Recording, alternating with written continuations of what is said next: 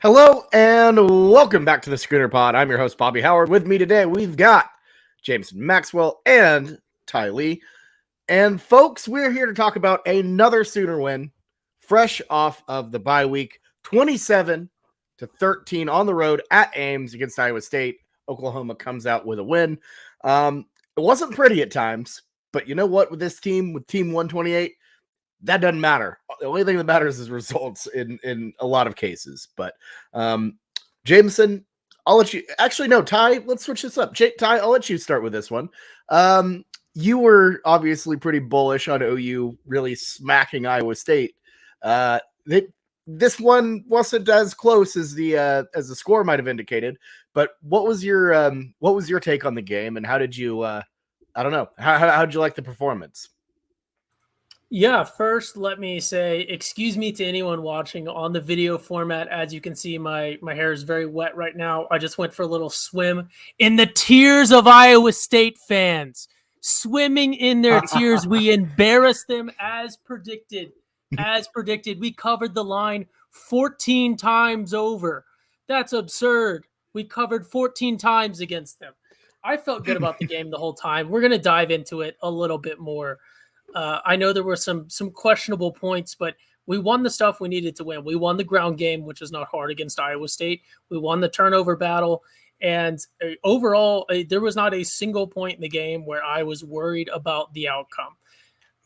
It just really felt really, really solid. And I believe this is the biggest Iowa State has lost all year. I don't know if we put up the most points on them, but the margin of victory was the biggest that has occurred to them all year, including I know they've played Texas and a few other teams. They've lost to many teams now, but I felt good about it. Yeah, I guess they've lost everyone they played in conference, so I felt good about it. Yeah, no, I mean, my vibes are very similar. I thought it was incredible, and on first watch, we weren't really I wasn't able to see a ton of, but no, overall it just kind of felt like OU was in control from front to back for the most part. Obviously was a bit narrow, but Oklahoma looked like the more complete team. Jamison, your impressions from the big win against the Cyclones? So a lot of people are going to say, "Oh, that was kind of an ugly win, but we got out of there with the W." Here's where you got to spin that, because there's always a positive thing. And what was the biggest question mark in terms of our success as an Oklahoma Sooners football team? It was the defense. There's no doubt about that. Can we stop teams and actually show some competent zone scheme and put quarterbacks in bad positions? I thought that we actually did that in this game. And versus Kansas, the last game, we were like, okay, we can put up some points. If Jeff Levy gets some things firing up and we have our receivers catching balls, we can have a competent, pretty good offense. And then Iowa State, I don't want to go too far, kind of like what we did with Nebraska. And when we're playing like a less than stellar offense, but the defense showed some things. So if you are an OU pessimist saying like all around we have a lot of, weaknesses, yes, that's absolutely correct. But at least we've seen one side of the spectrum, good defensive game, and another side of the spectrum, offensive game. So hopefully we can start putting those two together as the season goes on. Yeah, no, of course. And, like you said, it wasn't a totally great, offensive performance. One of the touchdowns we had was our kicker. So, had to have a little bit of trickery there, but overall, I think it was pretty good. Iowa State as a team, this is how they play pretty much every single game. They're scrappy, they're messy. Looking at their performance against Kansas, they lost 14-11. They lost to a K-State team that completely ran through Oklahoma State like, I don't know, Taco Bell, like late night Taco Bell on a Friday night. That K-State team that just killed Oklahoma State. Yeah, I'm just going to say running through Taco Bell on a Friday night's a slow process, but Taco Bell runs through you faster in the morning. So I think that's a better reference. I think that's what I was trying to get to, and I just didn't do it right. But no, it's a team that can really kind of make you play their game. And naturally OU did that, but I think they did a good job of still exploiting their defense. And we'll get to that defensive conversation in a bit. But let's talk about OU's defense, which I thought was very good. I think it helped that Iowa State's offensive line was garbage. I think that was kind of the primary initial initial start. So, Ty, your thoughts about the defense showing out, and what were they able to do to really break down Hunter Deckers and that Iowa State Cyclone offense? Well, I mean, when we're talking about an OU defense and what an OU defense traditionally doesn't necessarily do that well, at least in recent memory, that we did really well was, and I touched on it in my opening monologue, the turnover battle. Those interceptions were very, very crucial to the game and sort of the timing that they occurred. So that's one that certainly jumps out to me. But Iowa State presents a very, one-dimensional threat against you. So even though they put up 300 yards in the air, it was on 57 attempts. Yeah, Deckers had to do everything. Yeah, like you said, 57 attempts. He was 37 of 57 for 308 yards, 3 picks, 1 touchdown. He was also their leading rusher with 31 yards on 4 carries. So, yeah, their running back stable, not great. Cartavius Norton and Jareel Brock, I'm botched both of those names, did not do very well. So it was easy to stop them, I would say. They didn't provide much of a threat unless it was like 3rd down or 4th down for some reason. But yeah, no, I think the turnover battle definitely changed that. Jamison, your thoughts? Yeah, if you take out some of those 4th and longs that Iowa State converted, we're feeling even better. I kind of hinted about it last week. This is going to be a good opponent for us coming off the bye week because their run game is anemic. They don't have anything. So really the Sooners honed in at stopping the pass, getting Hunter Deckers in odd spots. And even though he threw like 55 plus times, I think it was like 57 times, he's obviously going to have some plays. There weren't any too bad and broken off plays where it's like, wow, that guy's way too open. What kind of missed assignment happened? There were some minor missed assignments, but I feel like there's some guys running next to the receivers whenever those happen. So all in all, that's improvement for me for my eye test, and obviously still a lot to work on. But going into the Baylor game next week, that's another kind of offense that, their run game with Reese is really strong. But I feel like that they're not super potent to where I feel like it's going to be one step up to see if Oklahoma can take on that next step in terms of their defensive progressions. Yeah, no, I definitely agree with that. It's kind of building towards, well, I guess Spencer Sanders and Oklahoma State didn't do a lot last week, but building towards that matchup, I think is something that, that's going to be the big test to see how good this team has become, or really just kind of how good are they? Because Deckers was not good. He was forced into a lot of mistakes, especially late. It was not a good performance overall from Iowa State's offense. Mm-hmm. And Campbell has admitted it that we kind of foresaw it in the preseason that this was a rebuilding year. They're not going to be quite there, and they weren't. Other than kind of like you said, the busts that happened weren't Max Duggan game-breaking level busts. They were just kind of a little annoying, which I think is kind of the cap with our defense at some point. I don't think we're going to see this team be like this elite stopping unit, but they can do what they can do, which cause a little bit of havoc if the offensive line's garbage. So I do. Yeah, go ahead, Ty. I do want to say real quick. So a couple things that I forgot. To Iowa State's credit, Xavier Hutchinson is good. He's good. He was going to get, I think he got 10 receptions against us. Again, nothing too crazy. It's not, he didn't necessarily have a game, but he's good, and got to give him credit for that. And then on the topic of the 4th downs specifically, there's nothing inherently special about 4th down. It's frustrating when we don't get those 4th down stops, but a lot of the times, 4th down, unless it's right on the goal line and you're in a short yardage situation, it's really just another down. The stakes are a little bit higher for the offense, and certainly that plays into the pressures and stuff, but it's another down. So I understand them converting a couple 4th downs, especially when they were sort of 4th and longer situations, is definitely frustrating, but you have to remember that it's just another, there's nothing inherently special about them. So they are really a chance thing, and it's that they're going to pull out their best stuff, offensively, schematically, and stuff for a fourth down. So I don't necessarily know if this is sort of OU coping or something here, but I didn't read too much into those. Those are just sort of a luck thing in my book. Yeah, I mean, here's the thing with that, and that's just the eye of the beholder. And shout out Grady Treacle in the comments. He wanted to shout out. Had to shout out Tree. Gonna be listening in Maui tomorrow, so that's gonna be pretty cool. But hey, the thing is, people are gonna always remember the fourth downs. Obviously, those are the money downs. Those are whenever they go right, people remember them. They go wrong, people talk about them. I mean, y'all hear me as a Chargers fan, the NFL, people can't stop talking about Brandon Staley because that's all they can talk about is fourth down choices. It's very prominent on people's minds. So whenever it doesn't go your way, it's going to be continuously talked about. And hopefully, that's not a replicating theme. Like, I feel like last year, it was a huge theme that this team could not get off the field on 3rd and long and 4th downs. We said it continuously. This year, I haven't seen that theme, so let's not try to bark up that tree too much. I think we really need to highlight moving into this defense, kind of breaking down position group. I was really proud of how the safeties played.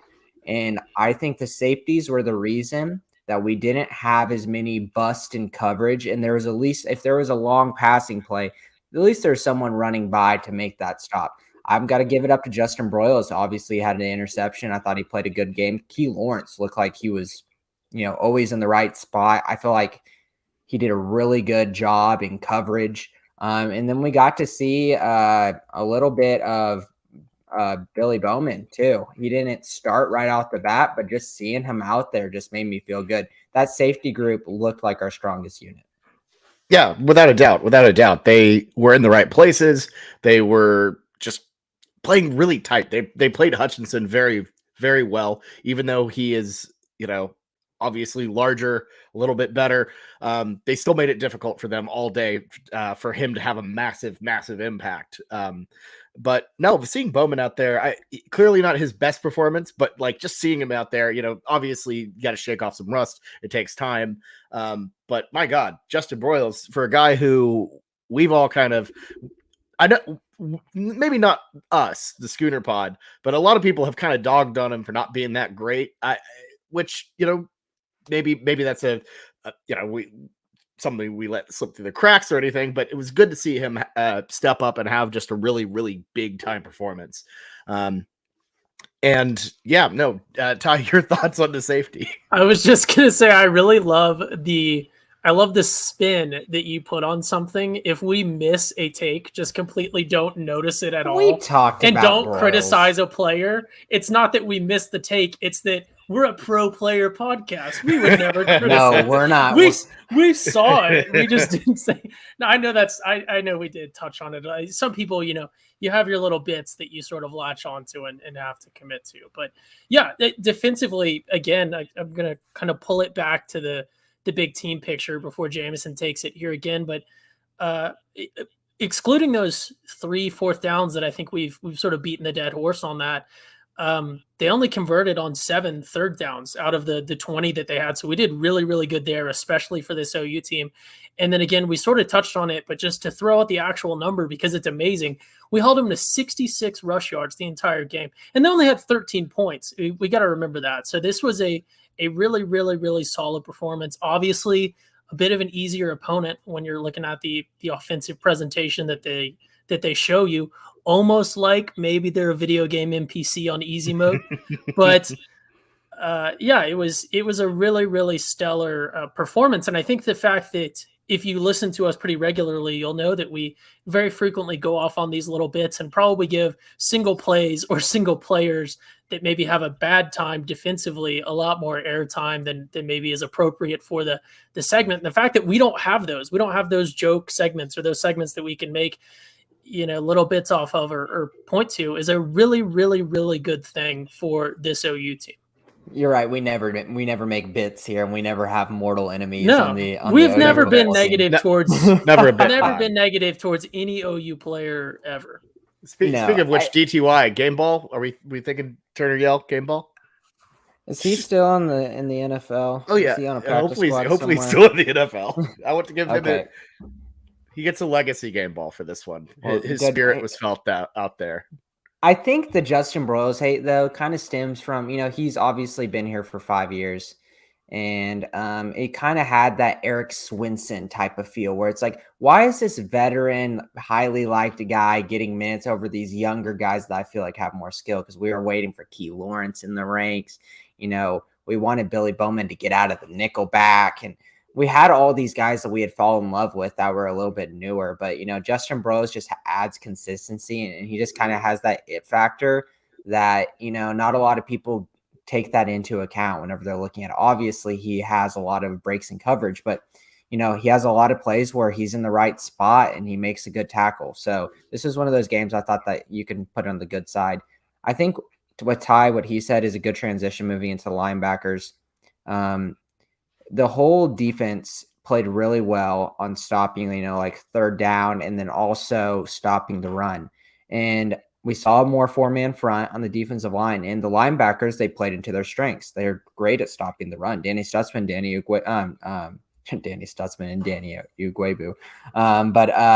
Essentially, they're defensive linebackers that don't like to play coverage that much. But then, Danny Stutzman got himself an interception, so good for him. But he was the reason they converted one of the fourth down. So still not our strongest unit, but some things to kind of take into account. Like that wasn't as bad of a game as we've seen from the linebackers the past 3 games. Absolutely not. Yeah. And, I think the biggest thing for me is seeing a lot of, TFLs. Deshaun White had himself a damn game for 14 total tackles, 10 solos, and then 1.5 tackles for loss. That's that really cheetah impressive. Position just eats it. They just eat so much. Yeah. If they get in a situation where they can apply a ton of pressure and the O-line doesn't do a ton, I know I keep saying it like I'm a damn parrot here, but it really is night and day when you play. We need pressure unit. So bad. It changes the entire game. Oh, it changes the entire game, and that's when the pressure was up. That's when you saw Deckers make mistakes, because naturally that's what happens when a quarterback faces pressure. But that linebacking unit was very, very good, very, very good. Maybe not very, very good, but it was, it was good. It was good for what we've seen the past. They played better than what they have in the past. Danny Stutzman still has a lot of coverage breakdowns where he misses the receiver. Like that touchdown 4th and 12 and the goal line in the red zone was his fault, but he had moved, took one step, and he got into the pass and only got an interception. So you got to praise him on his positives. You can't just harp on all of his negatives. Absolutely. Ty, your thoughts on the linebacking core? Yeah, I think Okie Trades on the YouTube comments mentioned it when he said he was happy to see that Stutzman was able to turn things around. I think part of that is part of it is Iowa State not really being that great, especially their offensive line. So that's going to make things look better, like we've mentioned. But part of it is when you can have a more complete defensive team out there, when the other elements of the defense are clicking, then you really don't start to notice those single points of failure. Because if nothing is failing, then you don't have a single point of failure. And it's sort of, in some of his performances, I think because people latch on to the name and to the brand and a bit to the hype of him, I think a lot of people painted him as sort of a Kenneth Murray against Army that 1 year situation, where if you just went and looked at the stats, he was sort of doing a one-man Army thing, pun intended, against Army out there and sort of holding the defense together with his performance. And that's not necessarily the level that Stutzman's at right now. So it certainly helps his individual performance when the other bits of the field are also performing super well. Some of that is, like we touched on, guys coming back from injuries, and some of that is coming down to, everyone around him also performing well. And then, like I think Bobby just touched on, or maybe Jamison right when they were doing their intro segment, but we have these guys that aren't necessarily coverage linebackers in a lot of situations where we're sort of having to have them play coverage, whether that's a triage situation because of personnel issues on our defense, or whether that's a coaching staff not necessarily understanding how to best employ the talent that we have, or something in between. But I think what we saw here in this game also was a scheme that was much more suited to Danny Stutzman specifically, but then all the linebackers, their talents. Yeah, no, absolutely. When you're able to go out and get after people, Like you said, a scheme. The scheme we had before was very obviously go as fast as you can, hit people. So having the ability to do that and have it be successful against a team like that helps. Because like, I mean, shoot, David Akwebu, love him, but at the same time, it's just so painful watching him have to do any sort of pass coverage in that second level. He's just kind of like a, I don't know, a traffic cone. And here's my thing. I think that obviously they aren't the best, but our defensive line doesn't do them any favors in the passing game. Our pass rush is just miserable. And obviously we have a lot of things that we can, like I feel like our safety play last game really made up for it. But when you're having to put in guys like R. Mason Thomas and like Grayson Halton just to get a little bit more speed on the defensive line, it's like you got a problem. Those are true freshmen. Ethan Downs and oh my gosh, Reggie Grimes. I almost blanked on his name. Reggie Grimes, because honestly, that's how much we've been talking about them recently. They just don't have speed around the edge, and a bull rush isn't going to work all the time whenever you're playing against Big 12 offensive linemen. Ethan Downs and Reggie Grimes could do that whenever they're playing against Kent State's offensive line, but it's a different story now. And K-State couldn't get any pressure because that's really good offensive line. Iowa State's got a pretty decent one. And if you give the quarterback those extra 2 seconds that they shouldn't be having because our defensive line can't get pass pressure and an obvious pass down on third down, they're going to make plays and the coverage is going to break down in the zone. The zone is designed, to hold tight for just as long as possible for the pass rush to get there. Exactly. Yeah, it can be a little bend don't break at that point because, like you said, it has a lot of space. And, I think that's the thing that we've done better at is whenever it does break down and we don't get to the quarterback, the ability to go in, still hit them, etc.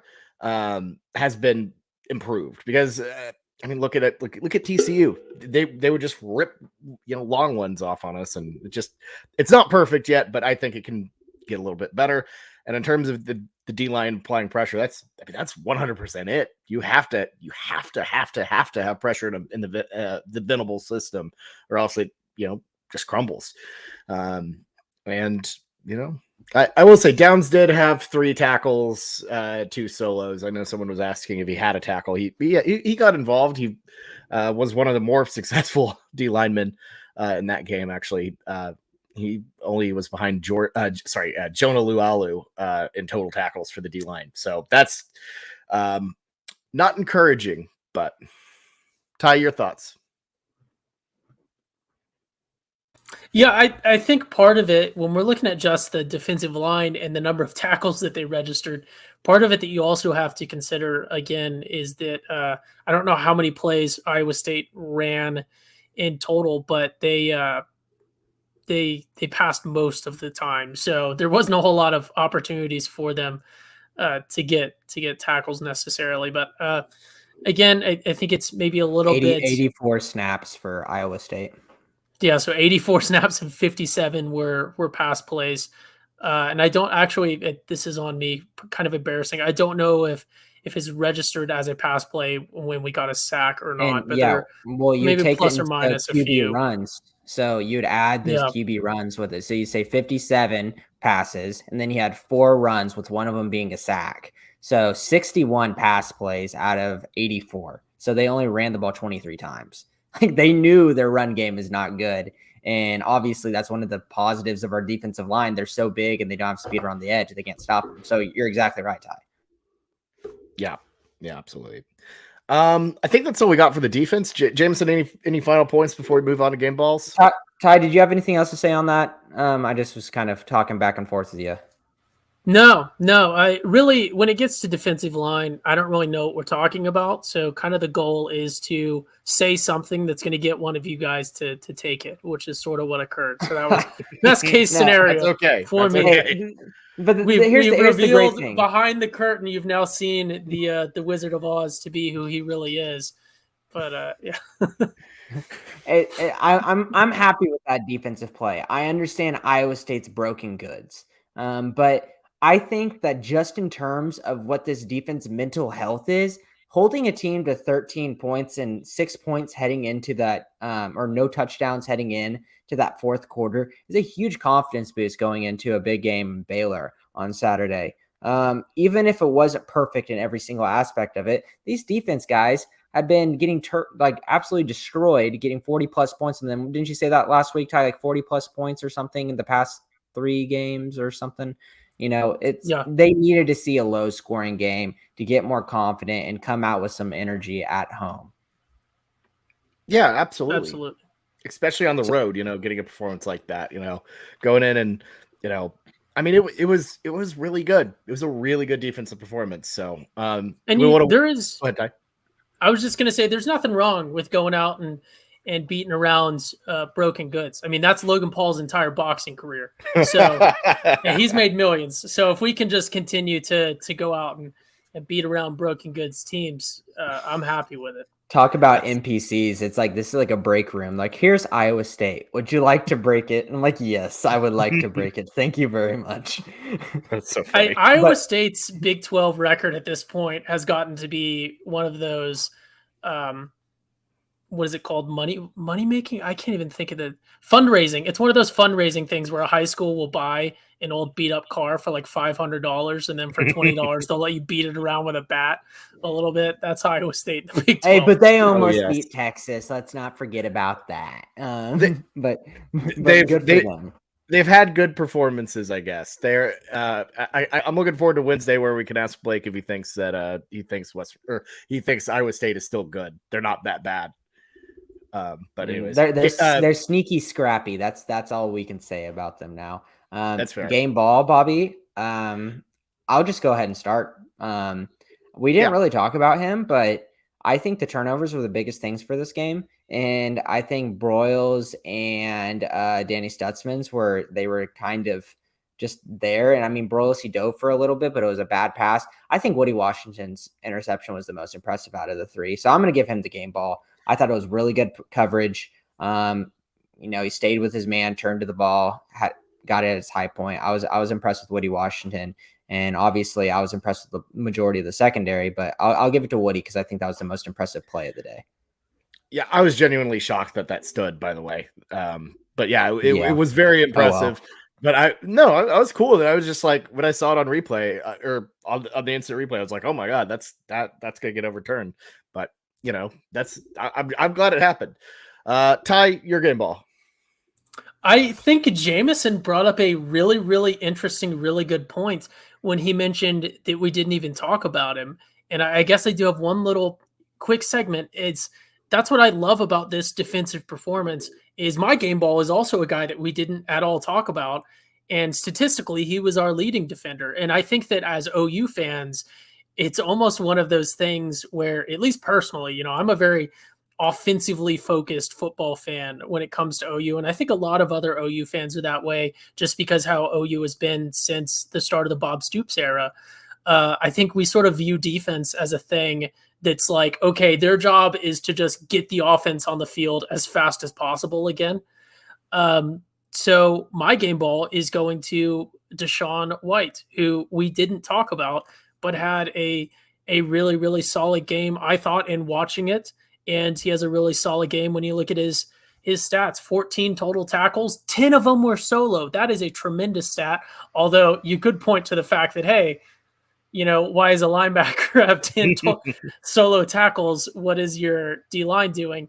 And then 1.5 tackles for a loss. So I think he had a great game, and I just thought it was really interesting when Jamison mentioned, hey, we didn't talk about this guy, because OU's second leading defender was Jamison's game ball, who we also didn't talk about. So I guess, pointing out our inherent bias, we do necessarily almost always point at failures of the defense. We didn't really have any this game. So I maybe second game ball to the fact that we didn't have any big screw-ups. Yeah, I mean, I think as a unit, the team kind of got a game ball, but I'm going to go with Justin Broyles just because of, everything he has kind of dealt with this season, not looking great. And it was a really good, really solid mental win for him. And hopefully he can continue that performance, roll it over. I also really like Deshaun White. I was going to go with him if Ty didn't pick him, but I want to spread the love out here because I thought there were some really good performances across the board So yeah, go Justin Broyles with mine. So all right, do we want to move on to the offense now? Please Look, do. 27 points doesn't look that impressive, I know, on paper probably, but here's the thing: Iowa State's defense is really, really good, I think, anyways, and they gave OU a couple fits here and there, but ultimately I thought they performed very, very well. Jamison, you've been critical of Levy and the OU offense quite a bit this year, but I don't know. What did you think of this performance? Are you pleased or are you still mad? Let's let it be known that in the first half, we wouldn't have had a touchdown if it wasn't for a fake field goal. So that's frustrating. And yes, give credit to the Iowa State defense. That's their strong point. And they've got a great defensive line that had a good battle with their offensive line that this season, man, do you remember our podcast at the beginning of the season when we were freaking out about our offensive line?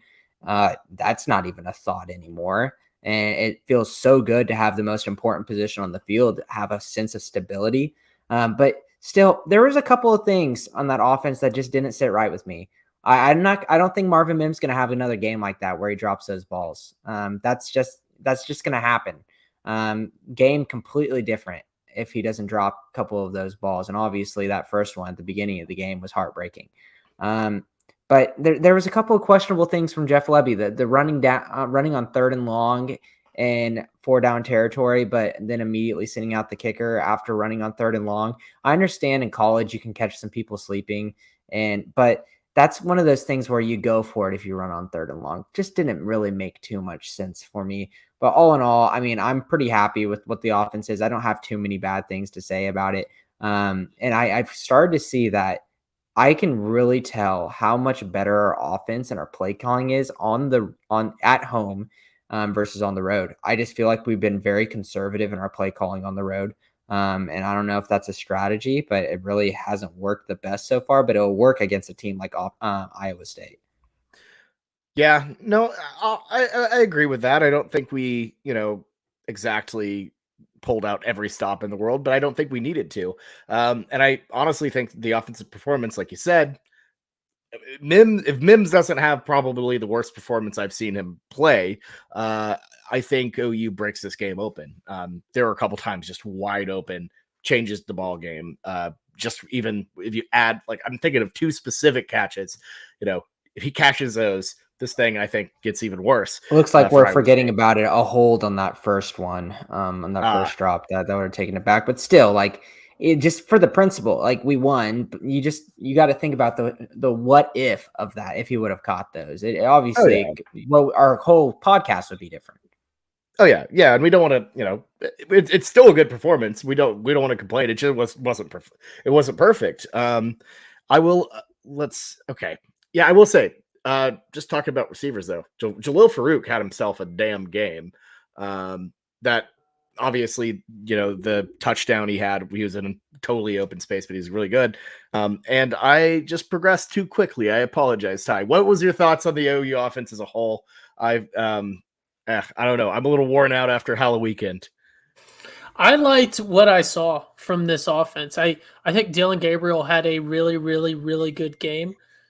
For him, I think it was like we touched on with the defense. I think this was an important confidence building game for the offense as well to sort of get back in that rhythm. They had that really big, obviously really impressive explosion against Kansas of performance and of scoring to sort of get us out of that rut that we were in. And I think that this was a really important game for the offense as well in terms of getting back in that rhythm, because what we saw in this game that we didn't necessarily see as much in Kansas is some things did, not go our way. Like we talked about with Mims having issues.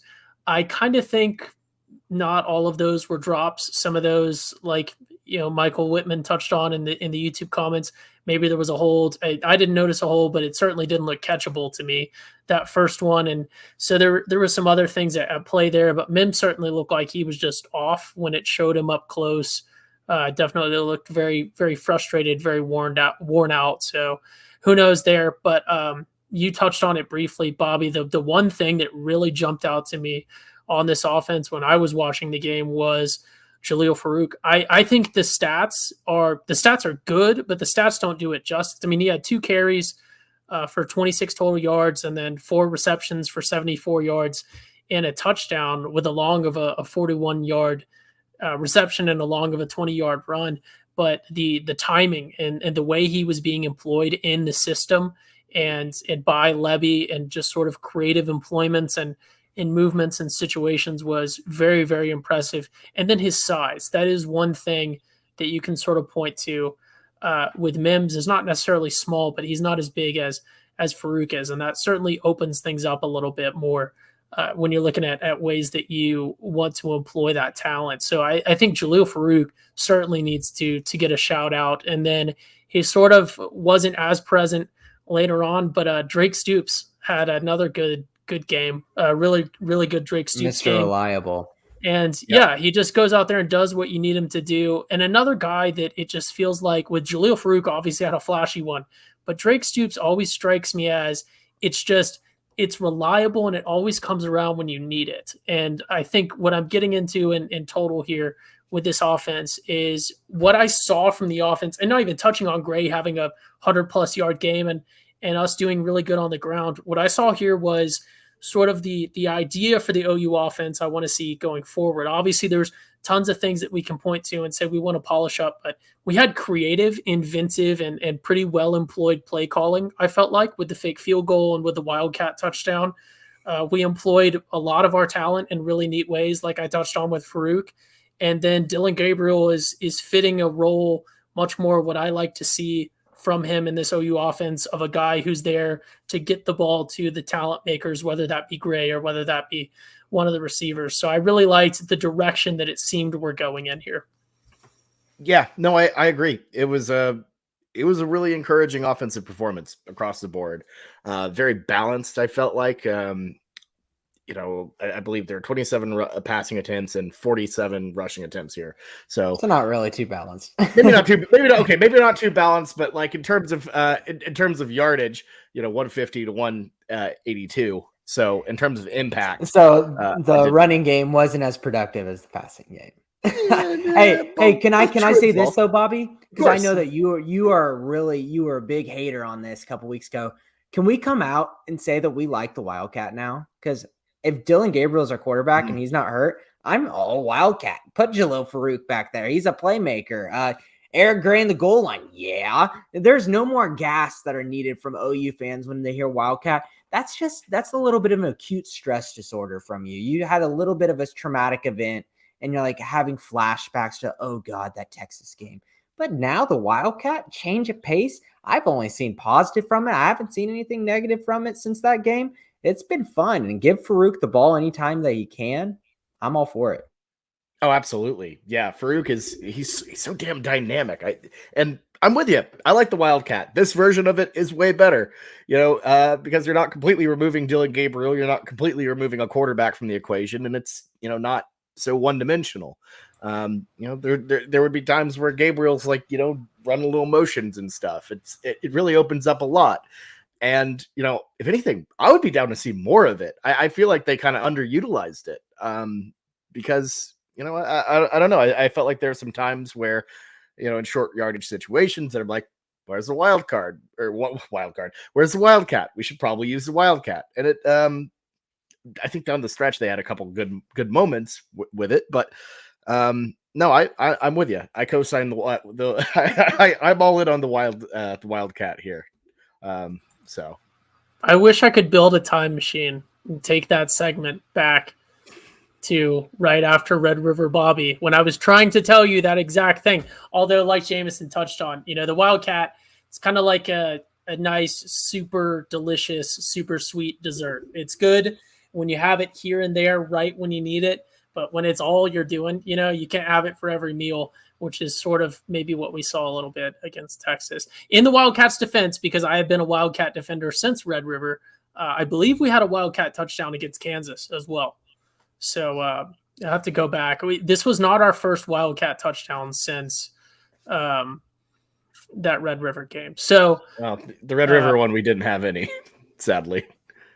Well, I mean, because no one, but I'm sure there were other people that were Wildcat positive after that besides me. But yes, but this is it's great coping like Jamison. On our end. Let's forget. No, but Let's forget well, that it's we're not. down to 0. It's not coping on my end. I'm trying to point to one of my older takes that was up in the air and say, "Haha, I was right." But um, Jamison, you touched on sort of the thing that I touched on when it came to liking how we saw the Wildcat employed. I think that maybe a little bit is Jeff Lebby kind of finding his comfort zone and finding when is the right time to do some of these things versus what we saw earlier in the season. Maybe was a little bit of all of these plays were here. This was our second successful fake kick. Obviously, the other one wasn't for a touchdown. We converted that fourth down in whatever game that was. I don't recall, but we've had these tricks sort of all season, but it seems like our timing and just figuring out when we need to employ these has gotten better, in addition to the personnel that we're using to do it, which is sort of another thing that we've touched on. Yeah, I completely I agree with that. Here's my qualms with Jeff Lebby's within the passing game and the passing game only. But I'll say this, and I think a couple of people had talked to me about that whenever we were watching it on Saturday. There was a couple more times where I saw Dylan Gabriel make more progressions. It wasn't just as cookie cutter as we see in the past. Maybe, just maybe, we're starting to get more trust in Dylan Gabriel the way he's played since coming back. That Kansas game, even though he turned the ball over 3 times, he had a lot of things that can, provide trust between the relationship and Jeff Lebby to where he can start going through progressions and not only doing, it seems like there's always these little bubble screens or it's a deep route. There's not really too many in-betweens right now. But I think we're getting there, and hopefully that's a positive. It's crazy that we've only barely, as a transition, talked about Eric Gray and passing so far, because that dude, he looks like he is the cog that makes our offense work. Whenever he went out for a little bit with his injury, it just seemed like our offense seemed a little sleepy and lethargic. Comes back in, he just pops off. He is by far our best player on offense, and there's no question about it. Oh, no doubt. Yeah, and I think we kind of made that distinction last week, but it just got solidified again this week. Eric Gray is just incredible. I will say, a little concerned about his injury. He looked pretty shaken up at the end of the game there. Yeah. Hopefully he's fine. He's probably just fine. I mean, it could be a little nagging thing, but let's just read between the lines on it. If he got hurt during that game and they pulled him and put him back in and he continued to play and then he re-hurt it a little bit, that makes you think that initial injury wasn't too concerning. So, you never know how people react in terms of swelling, in terms of, the next day. Obviously, adrenaline reacts with different people in different ways. But it makes me think that it's not a serious injury, that I'm not too concerned about the long-term effects of it. Yeah, that's fair. That's fair. Ty, your thoughts on Gray? Yeah, he had a really good game. He had that fumble. We have to address it, which just sort of, that can happen sometimes. Obviously, there are backs who just never fumble it, but he bounced back from it. That was very early on in the game, and he went on to it. That did not seem to affect him sort of in his psyche or in his running ability at all. And he had, like we said, I guess 100+ yards at 101, so barely, but that counts. And then his long was only a 15, but he had a really, really solid game. I feel like, especially once it got towards the end of the game when we moved to more of a clock management type thing, and then we started to feed him a little bit more. He just looked solid. I know his average per carry was over 5.1. So again, just barely, but it's gone down. Damn. Shucks. But yeah, it was. I think he had a really, really solid game, and he's what you need from a running back. When I look at this performance from Eric Gray for OU against Iowa State here, it reminds me of what a lot of people look for in an NFL running back. And it's almost something that not to continue to dig up old takes, but the way he was employed in this game sort of reminds me a little bit of what we had talked about early in the season and preseason about what we sort of expected a little bit from Lebby when it came to employment of things. Maybe it's not always necessarily trying to get that big play, trying to get that touchdown, trying to convert.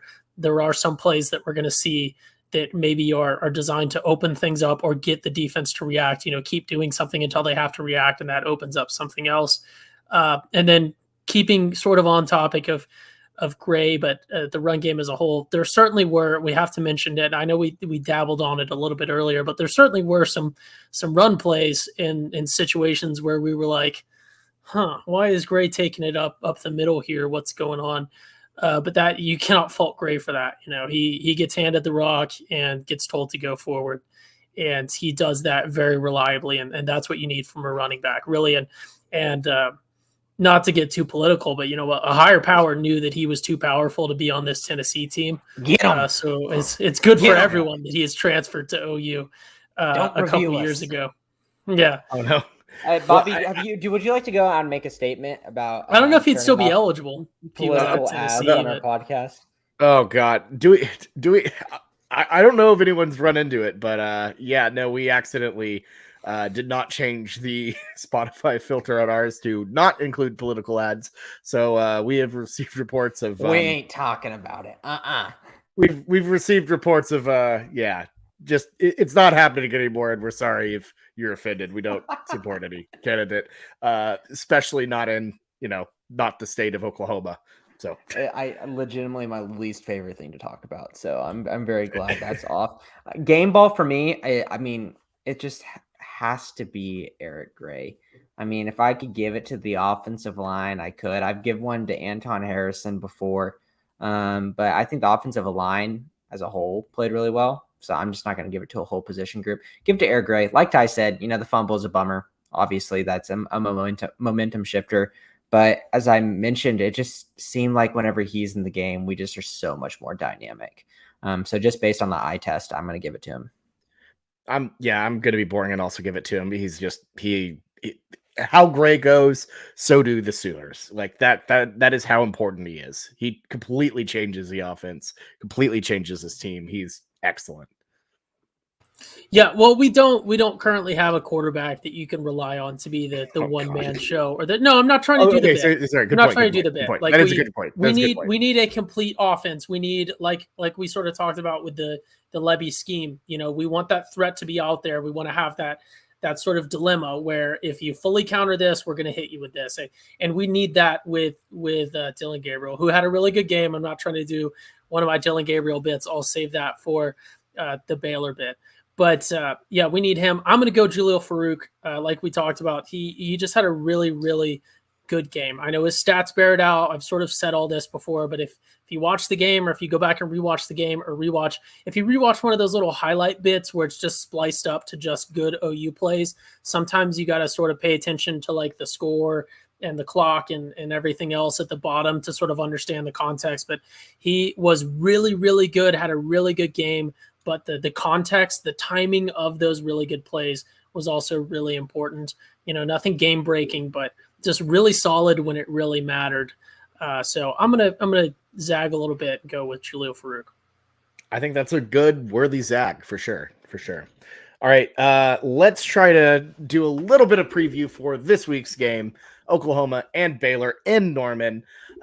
This game. Oh God, Bobby is excited because he gets to use his ESPN Plus subscription. Oh. Man, he saw the ESPN Plus next to 2:00 and he goes, "Oh yeah, buddy, we get a 2-for-1 this season." I thought we were only getting one OU game on ESPN Plus. We're getting two. I'm thrilled. What does that mean? What does that mean for this football team? Because I think this is a pretty good game. Obviously, it's very disappointing teams in the Big 12, but what does that mean for our football program right now that they're putting on ESPN Plus? Is that a positive, saying they know they're going to get their viewers either way and they're kind of just skirting it because they're going to get good viewers on the national televised games and they know that OU fans are going to buy ESPN Plus to watch it?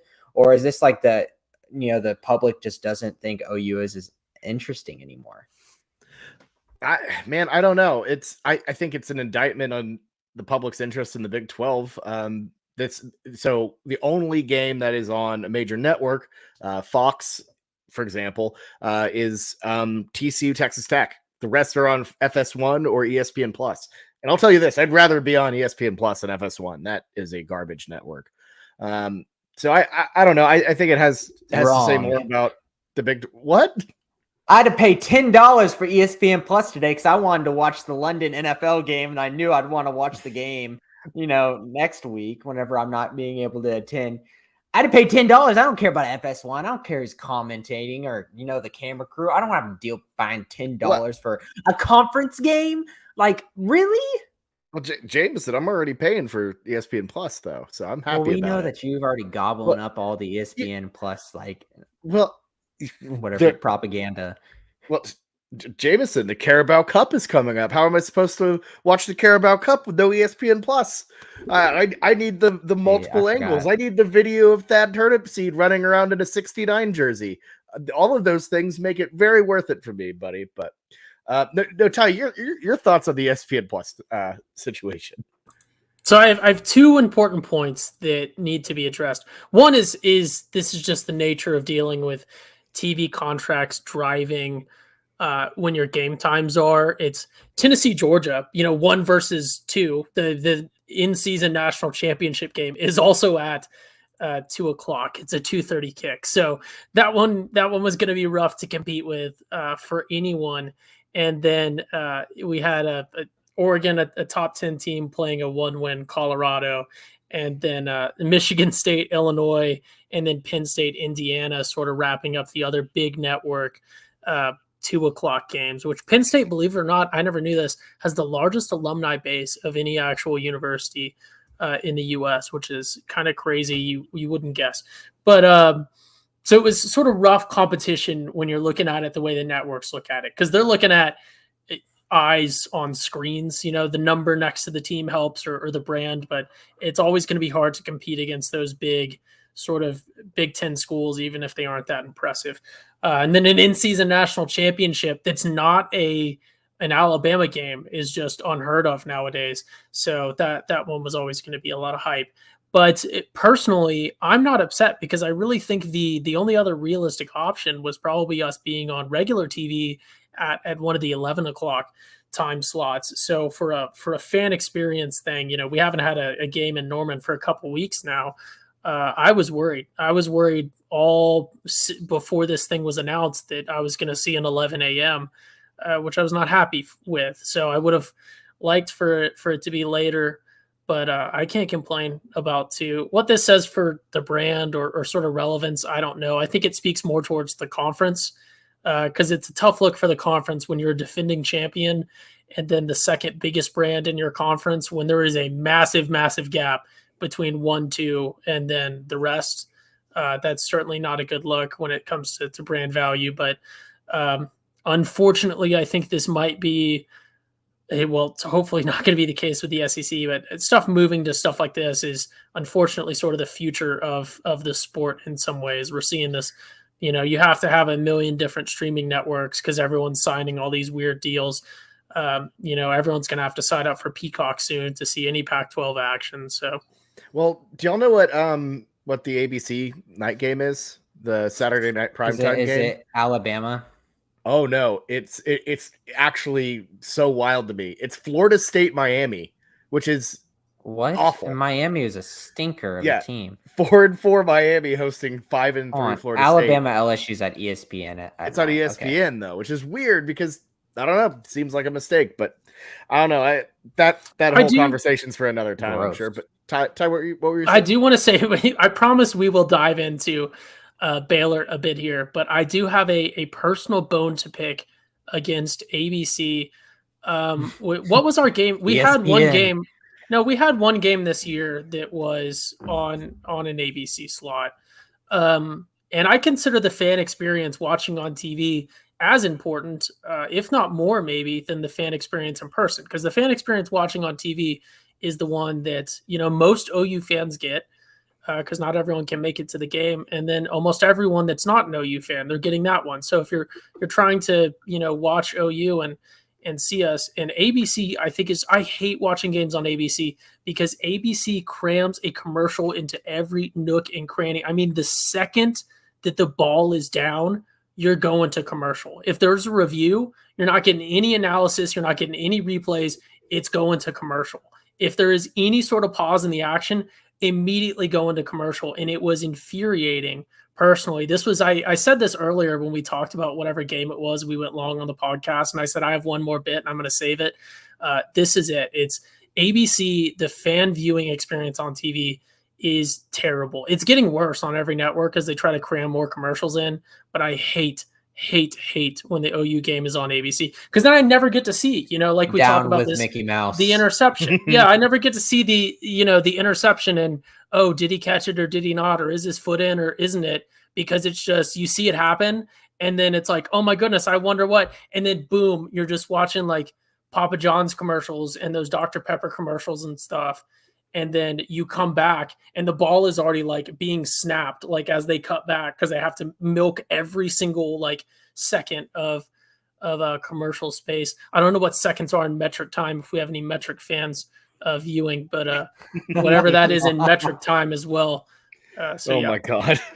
That's funny. But back to Baylor, I'll start us off with some Baylor analysis. One thing, I watched the Baylor game.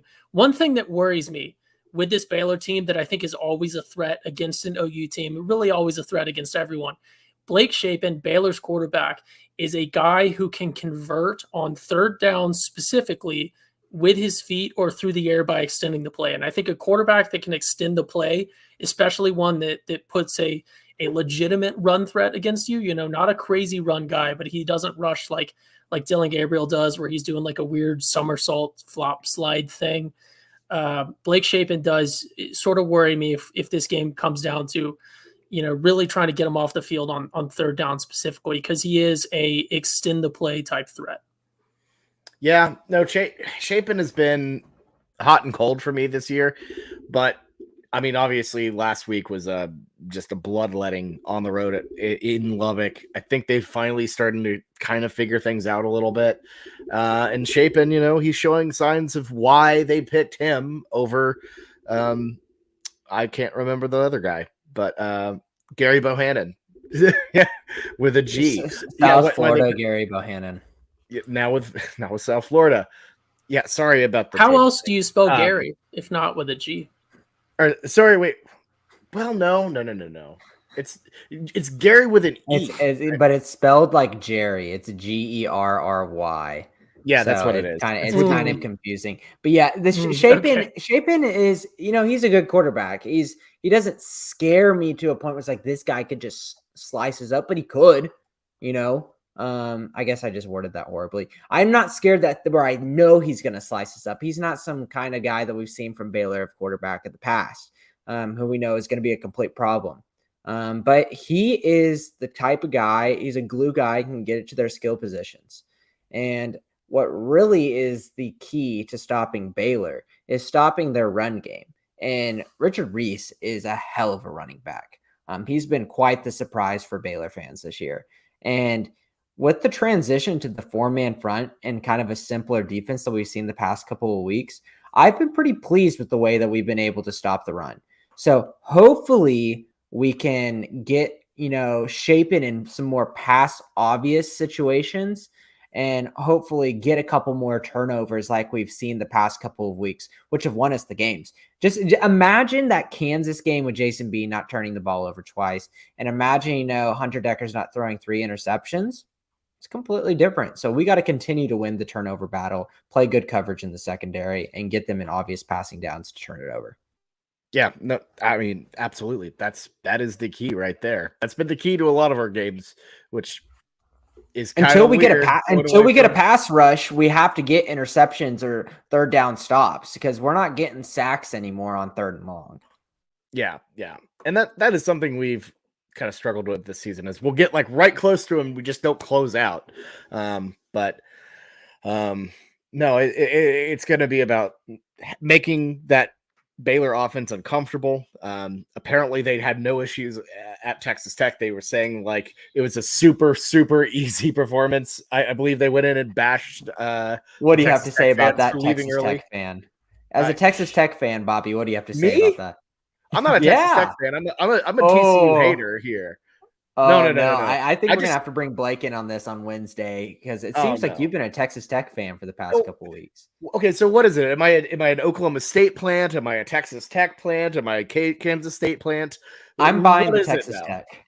Oklahoma State by blood, Texas Tech by heart. First off, your connections to Oklahoma State are irrefutable. And the fact that you insider traded on that pick with Kansas State, knowing what would I did occur not is insider very, very suspect. What? Very suspect. As a person that is known to have insider information on Oklahoma I do not State. have anything on I will Oklahoma say State. though, Lubbock only seats what, like 50,000 people or something, and the stadium design is not necessarily one that would create a super loud atmosphere. So I know they were excited that their Heisman winner, Patrick Mahomes, who won them a national championship, was there. Because they wouldn't be excited about 6-6 seasons, but I know they were excited about that, and they were throwing flour tortillas from Walmart everywhere. But yeah, I don't know. I'm not too worried about. Okay, no, I'm worried about him. I think this is going to be a really good test. I'm not horrified of their offense, and I will say I don't think their defense is what it has been in the last year. I think they're still working on rebuilding that. But I will say they did put up a good performance against Texas Tech. I was really impressed by their scheme, Bobby, because remember how we talked about how, Baron Morton for Texas Tech had been slicing up defenses, and I was like, wait till Dave Aranda gets a hold of him. He's going to find his weaknesses. What happens? Morton throws 3 interceptions, did not look good. And 11 for 34. Offense, they had nothing. We've seen it. Dave Aranda can slice up our offense, and obviously you have a different offensive coordinator now, but he shows up and he creates a great scheme. So we should not be sleeping on this Baylor defense, even if they don't have those superstars that we've seen in the past. No Jalen Petrie, I think, has been a huge loss for them this season. A guy who's playing really well in the NFL and was a huge glue guy at safety that we always talk about eye test in this podcast. Man, but did he look like a guy that just was really good on the football field. So, I mean, they're still going to play good scheme, and they're going to put us in bad situations. Well, I'm sure we're going to have a lot of times where we're going to have I'm going to guarantee 3 or 4 3-and-outs. It's going to happen. Yeah. And I mean, shoot, Iowa State did that to us, and they are a good defense, but I would say that Baylor's definitely better. I don't know. Just in terms of defenses we've seen so far this season, where do you think Baylor would rank on that list? I think you'd probably make your argument with Texas and Baylor at the top. And I'm not as high of the Texas defensive thing, because that's kind of been a mantra that's started since the Alabama game. But there are so many weird things that happened in the Alabama game. I don't think you can use that as a resume booster. As Ty obviously laughs at as well. I think Baylor's, even though they've had some games like West Virginia where it looks like, what the hell was that? They're up there. I wouldn't crown them, but any game they could be the best defense that we've played. Yeah, it could be. It could be. I don't know. Tell your thoughts on Baylor's defense. Yeah, I think the Texas thing is that Texas has been a very, very, very inconsistent product in what they're going to put out on the field on both sides of the ball. I think the Texas defense that we saw play OU, you could make the argument, is certainly probably the toughest defense that we're going to play all year. I think that was the same defense that we saw against Bama, but that defense has also not been present in some of their other games. So I don't know. I think Baylor is a more consistent product. I think maybe their ceiling, to borrow a term that you guys always like to use, their ceiling is maybe a little bit lower. I think their maximum defensive performance maybe isn't as good as Texas when Texas is firing on all cylinders, but Baylor is much more consistent. And I did want to touch on real quick that Texas Tech game, the final score was 45-17, but they were 24-17 going into the fourth. And then Baylor scored, got it up 31-17, and then Baylor was just trying to run out the clock. And then they had a pick six that brought them up. And then with 12 seconds left or something, they were just trying to run it out. And I think they had to get a first down. They couldn't just knee it. And then Texas Tech just imploded and they scored again without trying to. So that one did get a little bit out of hand at the end. And I think that final score was a little, maybe not indicative of that game being a little closer than it was for the majority of the game. But I certainly think that Baylor is a team to be worried about. I think we've dealt with maybe the worst of our schedule so far, but Baylor, and then again, obviously looking ahead to Oklahoma State, we certainly don't have any room to relax. But I'm excited for this one. I think it's actually going to be a good matchup. If OU can build on what we've built these past 2 weeks, because I really even think that the OU performance of the past 2 weeks, we've seen a better OU team than we saw at the start of the season, which is just natural. You know, we had some good wins at the start of the season, but we had that really, really rough patch. But things have started to come together. You know, and our 3 losses weren't necessarily that bad. Well, they were bad, but thankfully, all of those teams that have beaten us are panning out fairly well. So that's always good to see. But I think that we definitely have the potential to beat Baylor, even if we play like we did against Iowa State. Obviously, the defense is going to have a much more difficult time, especially against a team that presents a pass and a run threat, and a pass threat that's maybe a little bit more competent than Iowa State's is. Well, not maybe. They certainly are a little bit more competent than Iowa State is in the past. But I think that the offense, if they can continue to do what they did against Iowa State, something that we didn't really even touch on in the recap is we didn't really have, I'm sure we had a few 3 and outs, but even the times where we had to punt, we were able to string some stuff together offensively against Iowa State pretty much every time we touched the ball. And I think that's going to be a key when it comes to this Baylor game. Is I don't think it's necessarily going to be a shootout, but I think that obviously, you know, putting up points as much as you can is always what you want to be doing on offense. But I think it's going to be really, really important. And this is sort of a fringe thing that you'll hear some people say sometimes, but well, it's not fringe to say that we can't be going 3 and out, but I think it could be a game deciding factor on the drives that we have to punt on. If we have to punt on drives, whether or not they're 3 and outs or very fast, or whether or not we can at least chew some clock, spend some time on the field, give the defense a rest, and maybe even play that field position game. I think this might be a game where Michael Turk, our punter, believe it or not, could have a game deciding impact in especially the way he's been punting lately. He's been punting really, really well, putting together NFL caliber punts. And if this gets down to a situation where we're playing that field game or that field position battle where, you know, we gain a few yards, they gain a few yards, we're both punting, but eventually, you know, it's starting to get closer and closer. I think that could be a really important factor, especially if this game goes on to being close when it gets to the 4th. Yeah. Turk has been really good, by the way. I fully agree. Jamison, any final thoughts before we close up shop on this one? No, I feel like this is another huge test for us. We don't have that long of a leash anymore. So it's time to show up. And like I said, if we can get a little bit of that offensive home play call that we saw versus Kansas, where it seems like we were pretty electric, and then combine it with that defensive performance that we put against Iowa State, hopefully we have a good product on Saturday. I feel more confident than your normal team because it's just they're such a strong running team that I feel like that's been our strength recently. That just makes me feel good inside about this game. But it's not going to be a walk in the park at all. And I think it's going to have a very similar feel to that Iowa State game with a better offensive performance on both sides, Oklahoma and Baylor. Yeah, I think it definitely turns the stress up a little bit, but I'm certainly excited about it. Ty, quick final thoughts. Are you good? Close this thing out. I had a final thought before the Iowa State game. I was like, oh, I think we're going to win this one.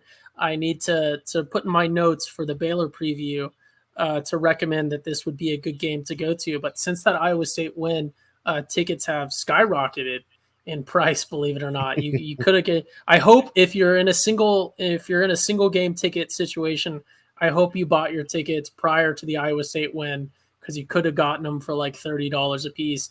Now they're all starting at like $80-$90 a piece. So people have jumped on them with the 2 o'clock and stuff. Yeah, the not 2 having o'clock. 11 a.m. helped. Yeah, and they don't want to pay for ESPN Plus either. They can't watch it. So. Yeah, you can factor in that $10 of ESPN Plus as a discount for your tickets. But I do want to give the pitch that I always give. If you're on the fence, come on down to Norman. It's going to be, I think, good weather. This is probably shouldn't be saying this because I have no clue, but it's going to be great weatherman Bobby. Weather It's going to be great weather. It's going to be a great time of year. It's championship November. Maybe we're not good weather. Not good weather. Not good weather. 60 degrees, low of 47 and rainy. 60% chance of precipitation. Woof. Well, that's good weather to some. Some consider that good weather. In England, that's a bright, sunny day. So, Jamison's a NFL and a football in England fan. So that's an NFL England bright, sunny day. That's what we call it. Just an interesting. There's places in Norman to watch the game indoors. We got a great campus corner scene. Come on down to Norman and support the team. I think this